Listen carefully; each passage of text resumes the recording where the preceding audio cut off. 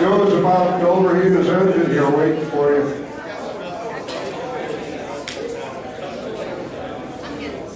That's a great school.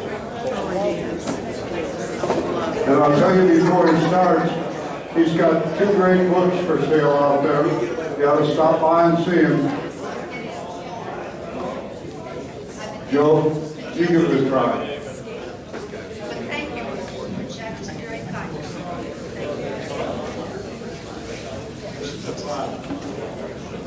Good afternoon. Good afternoon. Sorry, I guess I had to speak a little bit closer to the mic. You know, you ask most people about who the great American martyr was. Can't hear you. Sir, can't hear you. The guy in, New Hampshire, I couldn't hear you before. Okay. We'll start all over again. I get you tall, tree here. Georgia section. All right. Good. I'm this close and I couldn't hear. You ask Americans who the greatest martyr was, they would most likely mention a New England school teacher. He was an inept spy. He was caught on his first mission. But he immortalized the words, "I regret I have only one life to lose for my country." Of course, he was Nathan Hale. Now, but thanks to Dr. C.L. Bragg, a real story is now emerging about the story of Colonel Hayne. In Charlestown, another patriot went to the gallows without trial.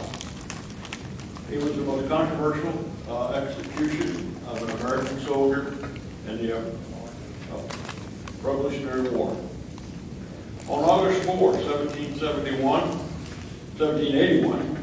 without trial, Isaac Hayne was hanged by the British Army in Charlestown for violating his oath of loyalty to the British Crown.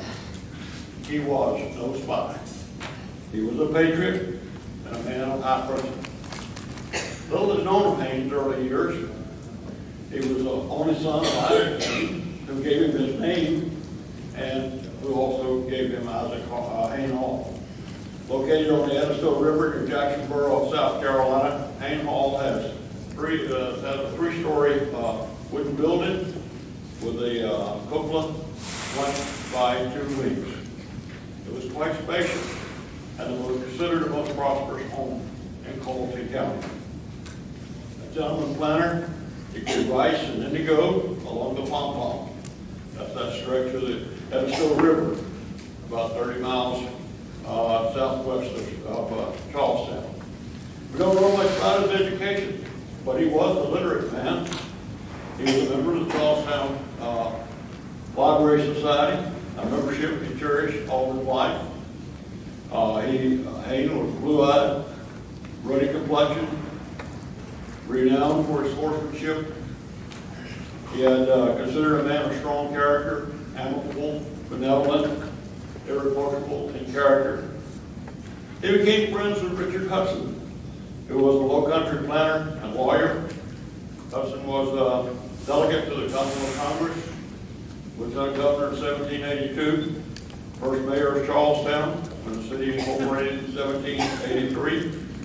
More importantly, Hayne became a part of Hudson's family when he married his sister Elizabeth in 1765. They had 8 children, but only 5 survived the mother and father. At 24, he was elected to the South Carolina House of Commons, representing St. Bartholomew Parish. But after South Carolina broke away from the royal government, Hayne was elected to the 2nd General Assembly of South Carolina. A devout member of the Bethel Presbyterian Church of the Pom-Pom, he refused to serve until they passed the Constitution in March of 1778, disestablishing the Church of England, and then he accepted the election to the state senate. When the rebellion started in 75, Captain Hayne commanded a pom-pom company and served in the defense of Charleston. He served under General Martyr in 1776. Hayne brought 150 rank and file, 13 officers into the city. That's a large contingent by anybody's stretch for a captain. They were posted at the corner of Broad and Meade Street, fronting the state capitol, and facing down at the end of the street, the Royal Exchange and Custom House. But they saw no action. And when the threat passed, they went home. Some say he was nominated to be a colonel, but a less notorious junior officer was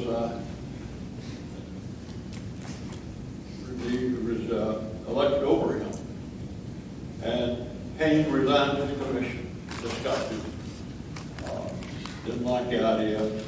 Now, we don't know whether or not that's true, or even how he got his commission back. But in 1778, he and Colonel William Hill became partners in South Carolina, most significant complete ironworks located in the York District of South Carolina on Allison Creek. Hayne was the money man behind the venture. He provided the facility with funds and 30 slaves to help produce the cannonball and other material in the defense of Charleston. The ironworks was destroyed by the British and loyalist raiders in June 1780. During his short life, it was a profitable venture, but it was short. When Charlestown capitulated to the British in spring of 1780, Hayne was the senior captain in the Round Oak Company. That's Round and Oak in the Colton County Regiment. They were not trapped in the city at the time that they were capitulated, but they provided security about 35 miles away. And so they thought that the capitulation orders applied to them. And so therefore they disbanded and went home. Hayne had no formal parole papers. During the summer of 1780, the low country of South Carolina was hit by a smallpox epidemic. Well-to-do families were hit just as hard as were the poorest families. They cared not a whit if a person was Tory or Whig, slave or slave owner. And the Hayne family was no different than any other. With sickness in his family, he went into Charleston to get medicine during the summer. He was detained, though, by the British authorities. He was told that he had to swear allegiance to the crown, or sent to prison in Florida. He was not under any order of capitulation. He reluctantly agreed to the terms and decision that was influenced by the widespread smallpox that he killed his 18-month-old daughter, Eliza, and his 4-year-old girl, Mary. His wife was dying, and both of his other children and his slaves were sick. He needed to care for his family. He had no choice in the matter, and so he took swore allegiance to the crown. Hayne honored his commitment to the British for about 10 months. Then the Patriots gained strength and control of the countryside. He was urged to join ranks with General Francis Marion, but Hayne refused to do so. He was reluctant to take up arms again. But in early 78, Hayne actually formally refused, 1781, Hayne formally refused the colonel's commission, saying he could not go back on his word. Well, later in that month, the pressure increased, and he had to choose sides. Neutrality was not considered an option. He was told either for us or against, ain't no middle ground. So in early May, Colonel Hayne accepted his Whig commission, no longer straddling the fence. He rejoined the rebellion and took command of the Colton County militia.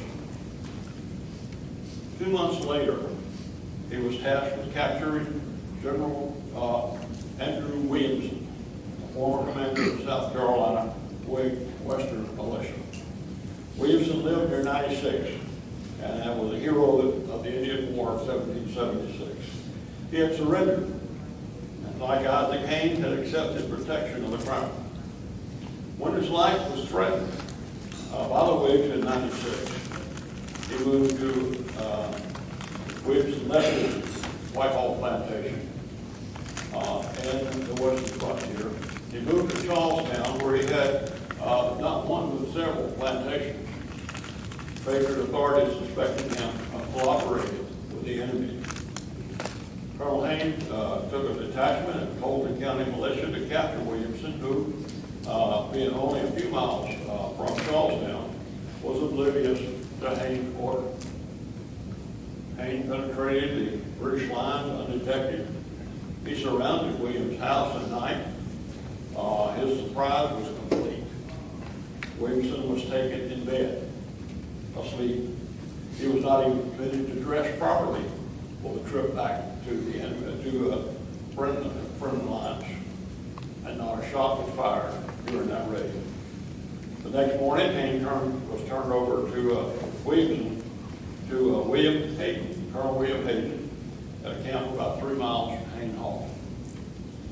Now, the British authorities in Charlestown were livid at the incident. They sent 90 South Carolina Loyalist Rangers to rescue Williamson.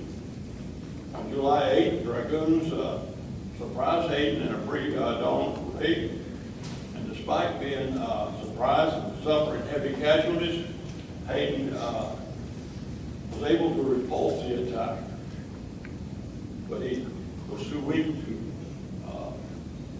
pursue the redcoats. And meanwhile, the dragoons learned that Hayne and several officers were 1.5 miles away from Hayne's camp. He was eating breakfast with a neighbor, very poor. A neighborhood guard who was looking after the Hayne party chose that particular time to go look for some food.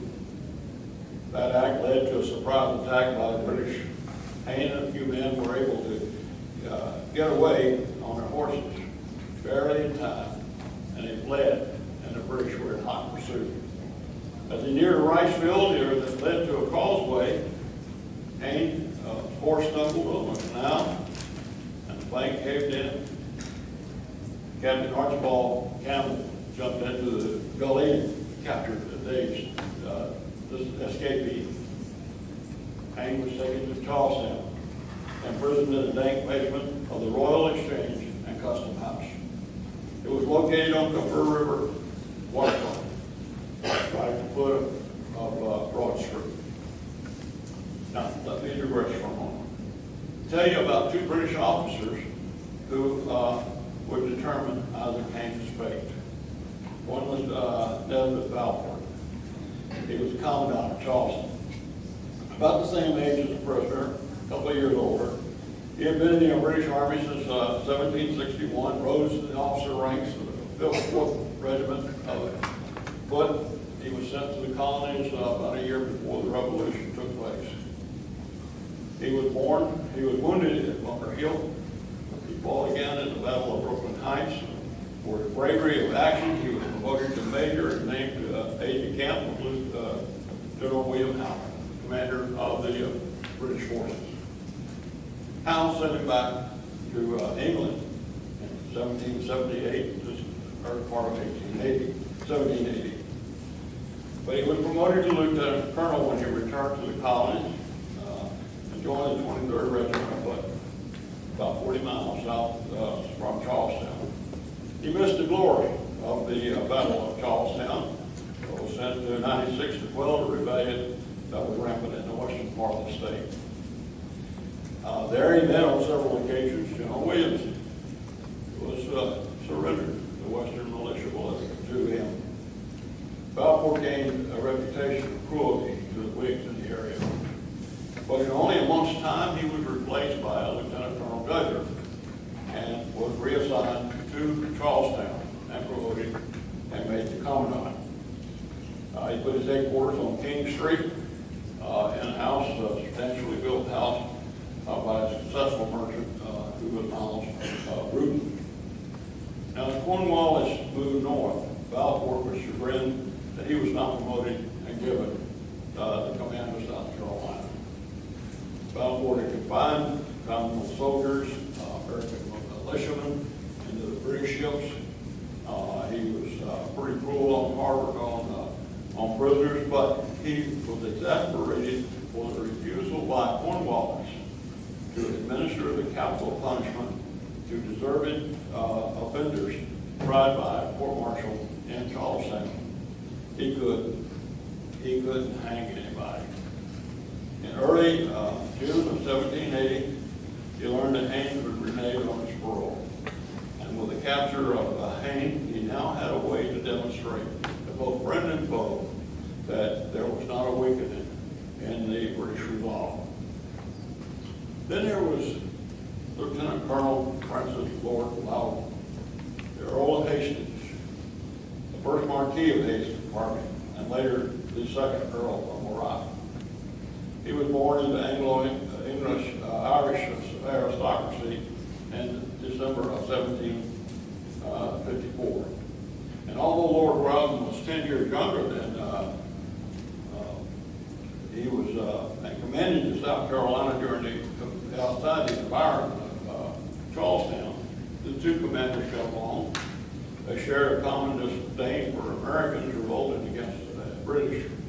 And like Balfour, Loudon came to America the year before hostilities broke out in Boston. He distinguished himself in the Battle of Bunker Hill and soon was promoted to captain. He was named Clinton's aide-de-camp. He was named just before coming to South Carolina the first time, and that mission was ended in failure. In Philadelphia in 1777, Loudon was given command of the newly formed Volunteers of Ireland, promoted to lieutenant colonel. The ranks included of the volunteers, 380 American deserters. Then they brought him down to South Carolina. The tide in the war changed, and the deserters by the Volunteers of Ireland became so rampant that Loudon offered 10 guineas for the head of any deserter belonging to the Volunteers of Ireland, and 5 guineas if they brought him in alive. He further promised those given a shelter and aid to deserters, rigorous punishment, whipping, or sent to the service of Majesty in the West Indies. Princess Marianne took a toll on Loudon, forcing him to return to Charleston in summer of 1781. That plus the withdrawal of 96 left the man sick, disillusioned, and as full of loathing for Americans as he ever was. Thus Balfour found himself a powerful ally when he needed one. For 3 weeks now, Isaac Hayne languished in a drink tank cell before being taken to a tribunal on July 27. He was told he was being tried by court-martial. And then 30 minutes later, he was told it was changed to a court of inquiry. Now this is very important. A court of inquiry, which consists of 4 officers and 5 captains, was to ascertain in what point of view he was to be received. Hayne could bring anyone to court with him. Since the court of inquiry was not a trial, Hayne decided he would not request legal representation, although he could have. The court of inquiry was very courteous to Hayne, leading to a false sense of security. He led the session and believed that at worst he would spend the remainder of the war on a prison ship. Balfour refused to put Hayne before a civilian jury for fear that the popular prisoner would be acquitted. The same reason he didn't want the general court martial, because Hayne was not a British soldier. Balfour sought advice of Lord Rowden. Unlike Balfour, Rowden had given summary executions in the field. He convinced Balfour that by all recognized laws of war, nothing was requisite in the case of Hayne other than to identify him prior to hanging him on the next tree. Their minds were made up, and the following day, Hayne was told he would be executed July 31 for being bound in the arms and levying an regiment to oppose the British government. And notwithstanding, he had become also a subject and had accepted protection under the government after the reduction of Charlestown. He was flabbergasted, desperate. He sought the legal advice of John Colock. Colock hastily petitioned Balfour and Rawdon. They questioned the legality of the sentence. His cause was summed up in 4 statements. First, there, in the notification of the Court of Inquiry, there was not even, by military rule, a sufficient certainty that, or charge expressed to be considered by the court. Secondly, no enemy was liable to suffer death by articles of war or law without trial except spies who are by the articles of war expressly deprived of that right.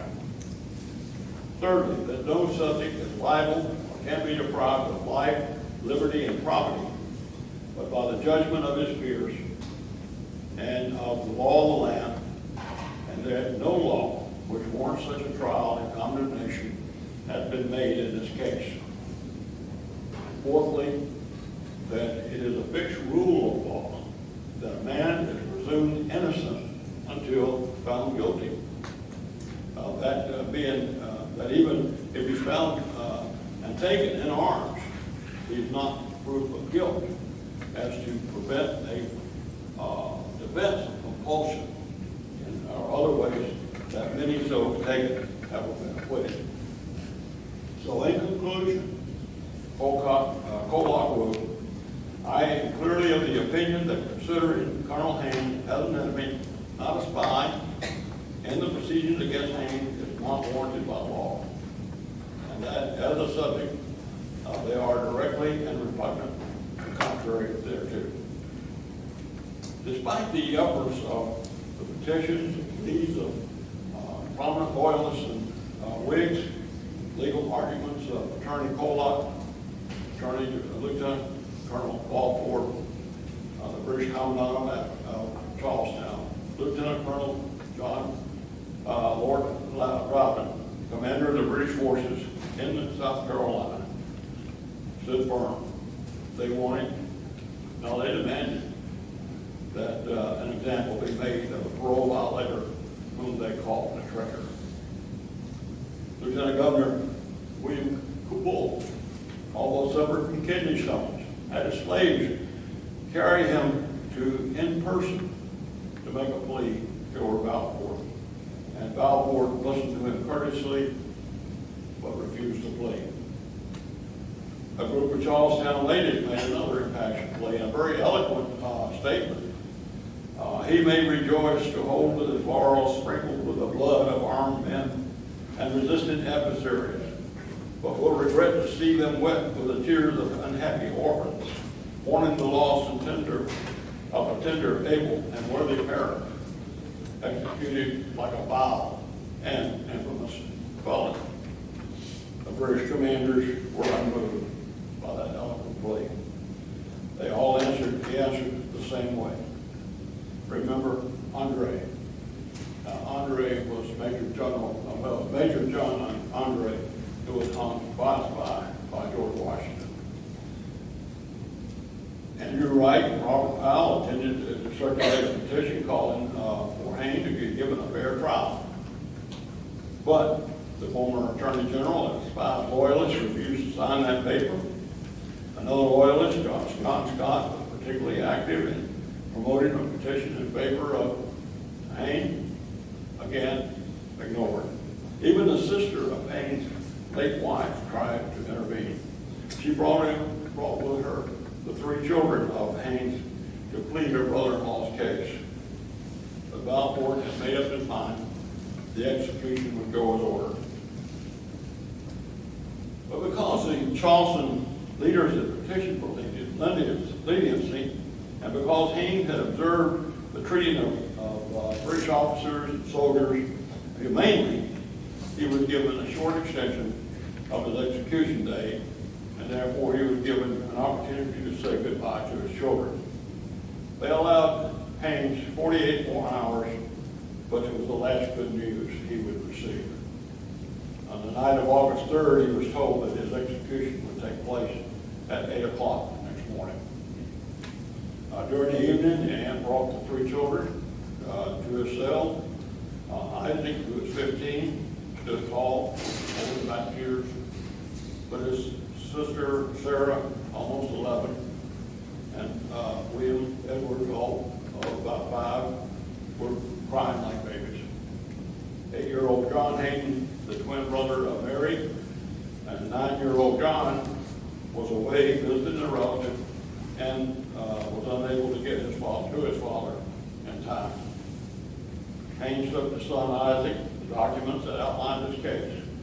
He wanted to get them to Rebecca Edwards so she could forward them to her brother, Thomas B., who represented South Carolina in the Congress. His last instruction to his son was to recover his body and see that he got a Christian burial. On August 4th, hands tied, Hayne walked calmly a mile from the dungeon gallows to the gallows at the edge of town, preserving the dignity and composure to the very end, and exciting admiration and respect for his foes as well as his enemies. We know John Colcott Locke was there that morning. Others with him were probably John Webb, Hayne's longtime friend and executor of his estate, and James Fisher, who was an intimate friend. Longtime friends Major Edward William Hazard Wigg and John Bagwell were released from a prison ship for express purpose of witnessing the hanging. The drum beat a steady cadence. They walked a quarter of a mile up Broad Street, then turned up King Street for another 3/4 mile to just beyond the city limits. A black draped coffin, which had been put into its cell overnight, rode on the joining cart, following them as they walked. A companion whispered to him that he hoped that he would exhibit the example at which an American can die. And Hayne responded with utmost tranquility, "I will endeavor to do so." The soldiers escorting the prisoner formed a square around the gallows. Hayne calmly climbed aboard the cart. He stood erect as a hangman, slipped his noose around his neck, and clumsily adjusted a blindfold.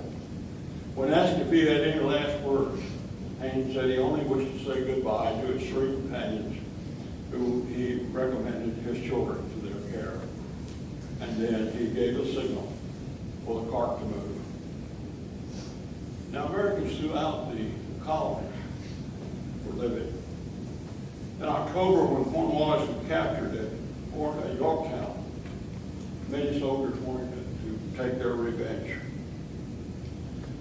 But cooler heads prevailed because the American Army reminded them that the British still held thousands of Americans in the prison ships.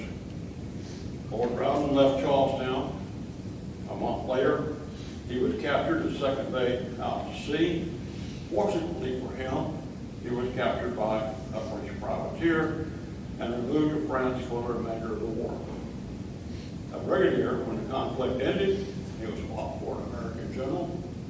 He was later promoted to lieutenant general and even became the governor general of India. Balfour continued as commandant of Charlestown until July of 1782, He was sent to New York. The notoriety in America did not follow him home. He became a Major General by the time this war broke out between England and France. He retired as a full general. Hayne's body was taken by his son and a manservant back to Colton County. There he was buried in the family cemetery at Hayne Hall. No statues to honor his name. There's no holidays to honor his sacrifice. There are few of you who've heard of it, outside of a few who really care about the Revolutionary War. However, there is a room in Charleston's Transit Museum dedicated to the life of Isaac Hayne. And it's appropriate that it be in the same building where he spent the last days of his life.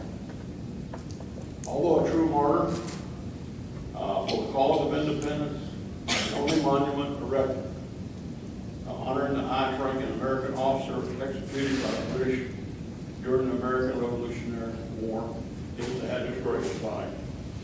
The inscription reads in part, "In life, a soldier for his country. In death, a martyr for his sacred cause. His memory, an undying inscription to his inspiration to his countrymen, and his monument, the freedom of his native land." Thank you.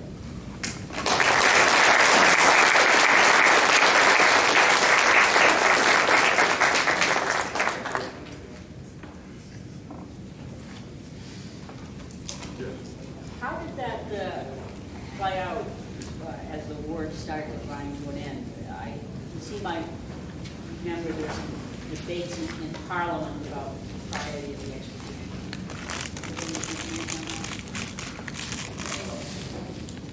I don't quite understand your question.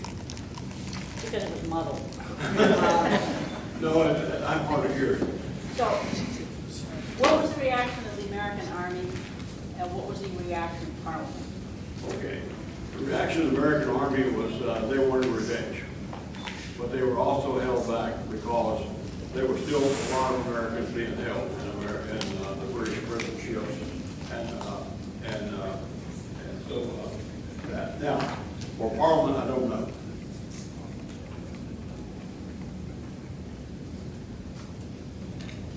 Yes. I'm going to play the other side. I don't find the outrage, I'm sorry. John Andre was you can't make a comparison. John Andre and Nathan Hale were in civilian clothes at the time. Yeah. And this man had sworn an oath of loyalty, yes, under pressure, but I'm sorry, you swear an oath. He knows the outcome if he's caught. And I'm sure other people did the same thing. You swear an oath and you go back and you do what you got to do. But they know what's going to happen to them. And I'm surprised at the outrage. I understand it, but I'm surprised. That's all I'm saying. Okay. Yes. Do you think Castle Hayne was named after him? Castle Hayne in Charleston Harbor? I Ever heard of that? I don't know. Yes. One thing about, question about the outrage, I believe the law of nations says that, that was, I guess, the book that you followed, official documents, that was semi-official documents. Law of Land Warfare. Right. 1764. And that, it talks about how you, if you are, how am I to say it? If you are a combatant, now you're where you have been, let's say, you've been invaded, captured, and then you return to your land that had been overtaken by the enemy. If now your own country, in this case, South Carolina, the United States, retakes that property, now you are no longer. Well, but that was what was the basis of the argument that Hayne had. But Balfour wanted to make an example of him, and he needed routing in order to make that example true.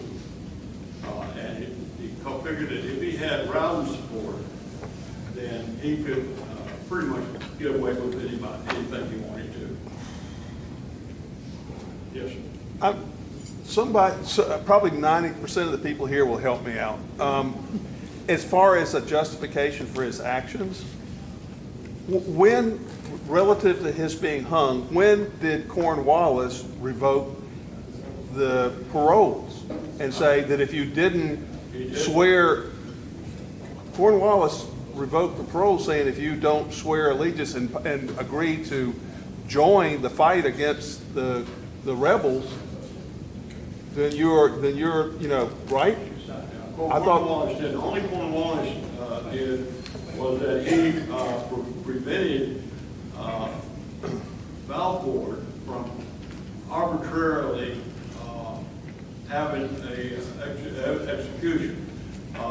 Had the jury tried Hayne and you found him guilty, then it would have been a little bit different ballgame. And I think where the big rub with all of this was that there was no trial. Now I get it. That helps my query. Why such an offense? It wasn't a trial, it was a severely decided execution. Yeah, it was a summary execution, yes. Well, kind of to follow up the line of questioning, and it's a little fuzzy in my mind when it is, today we talked about the right to trial by jury, et cetera, and having legal representation. Obviously, that right was not given to Isaac Hayne. Right. I'm forgetting exactly when in our history that became part of our legal framework. But was that in place at that time? Yes, it was. The four arguments, I'm not a lawyer, but the four arguments is the basis of criminal law in North Carolina and South Carolina. Was that established on the Magna Carta? Or No, well, yeah, they go back to that, but they basically covers the laws that we know it is. Maybe I can help. I taught the law of war, Yeah. the JAG officer. Under the rules of war, if you're in the enemy territory, you're not in a uniform, you're a spy. And spies are treated differently from other people. If you're captured in uniform in open combat, you're a combatant. All right? So even if you're captured as a spy, you're entitled to a trial either by civilian jury, but more likely by military tribunal, which is very similar to a court-martial, to determine, are you really a spy? Right? That's why Andre is different. He was not in uniform, he was clearly a spy. Nathan Hale, clearly a spy, but they had trials. The problem that the British had throughout the war was to say that an American soldier was a combatant was to acknowledge that the United States existed. And that was a problem, because they didn't acknowledge the United States existed. We were simply traitors. And this was a big problem with the British conceptually. However, they added to the problem, because with the fall of Charlestown, they said, okay, we're paroling the militia back to your home, be good boys. And then Clinton came along just before he left, and he said, if you're good boys and you really return to as British subjects, then you have to go fight for the British standard, which the militia thought was a violation of the first parole. But Clinton saw no problem with that. Now we come down to Isaac Haynes, and if he's a British subject, he's entitled to a trial by jury. And they didn't want to give it to him. So by their own proclamations, they put themselves in this box where they should have given him a trial, and they didn't. And there was no way they wanted to give him a civilian trial because they thought he'd be acquitted. He could have, as a prisoner of war, he could have been tried by court-martial by the British, but they didn't want to acknowledge he was a prisoner of war. So, I mean, they created their own problem. But anyway, he should have had a trial. Part and parcel added to the problem fact that Andrew Williamson was considered a traitor by some, and by others, he was a double knot spy, so he was not a traitor. And so the folks in the British camp were doing everything they could to cover all of that up. And Hayne just happened to be in the way because he had taken Williamson. So part of it was a summary execution for the sake of it, because Balfour was a spiteful person, but it was also to cover up the reality of what was going on with Andrew Williamson. I don't know of any American soldier who was executed under the same conditions that Hayne was.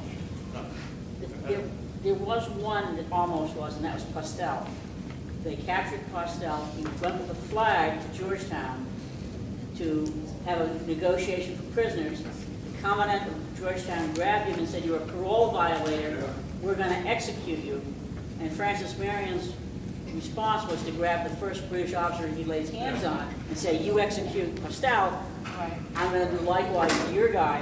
And that prevented the British from hanging Postel, but they would have had that not occurred. And under the same rule, he took protection, and then he went back to war. There may have been some blowback from this because apparently Francis Marion was very familiar and a good friend of Isaac Hayne. One of the two places say that he was very upset about this execution. That led to Marion deciding to get a little revenge on his own, which he did at Parker's Ferry. The British lost, depending on whose book you believe, maybe 150 some odd troops at Parker's Ferry. Marion lost 2. Because the British lost what amounted to cavalry. Because of that loss, about 10 days, or a week or 10 days later at Utah Springs, the British did not have access to those 300 cavalry that were decimated by Marion at Parker's Ferry because of Isaac Hayne's execution. And because they didn't have that 300 cavalry, it may have had a major impact on the outcome of Utah Springs. That theory, I don't know if it's true or not, but it makes pretty good sense. I strongly recommend you read C.L. Bragg's book. And because it just came out this year. We're out of time.